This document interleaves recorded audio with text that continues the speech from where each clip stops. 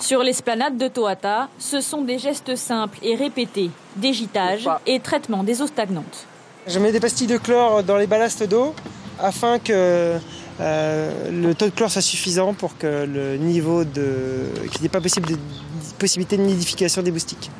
Les championnats du monde scolaire de beach volley ont commencé cette semaine. Lors des matchs, plus de 400 personnes se rassemblent ici, avec des équipes du Brésil, où sévit la fièvre jaune, et des équipes de Calédonie, où sévit la dengue de type 2. Des arboviroses pour lesquelles la population polynésienne n'est pas ou peu immunisée. On a fait pulvériser mercredi dernier, donc c'est-à-dire 2 ou 3 jours avant l'arrivée des joueurs sur site. On a pulvérisé des aérosols pour tuer tous les moustiques. Et on a surtout traité en chlore les containers qui nous servent de ballast pour les tentes. Et là, les équipes Brésil, Calédonie, tout le monde va bien ?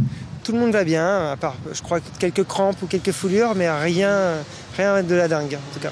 Car la crainte du pays, c'est bien de revivre l'épisode Zika. En 2013, l'épidémie avait coûté plus d'1 milliard de francs à la Polynésie, seule face à un nouveau virus et avec parfois des conséquences sanitaires graves chez une population non immunisée.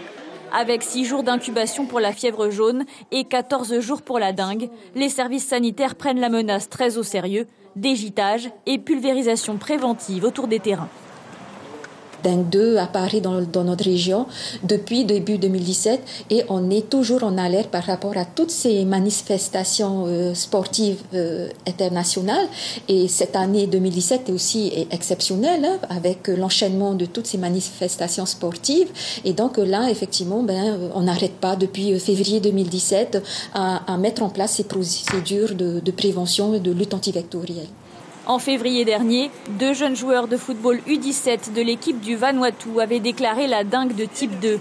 Ils avaient été placés en quarantaine à Aroué et le virus maîtrisé. Mais les services sanitaires préparent déjà les championnats du monde de Va'a fin juin, avec des équipes venant de pays à risque et plus de 4000 personnes attendues chaque jour sur le site.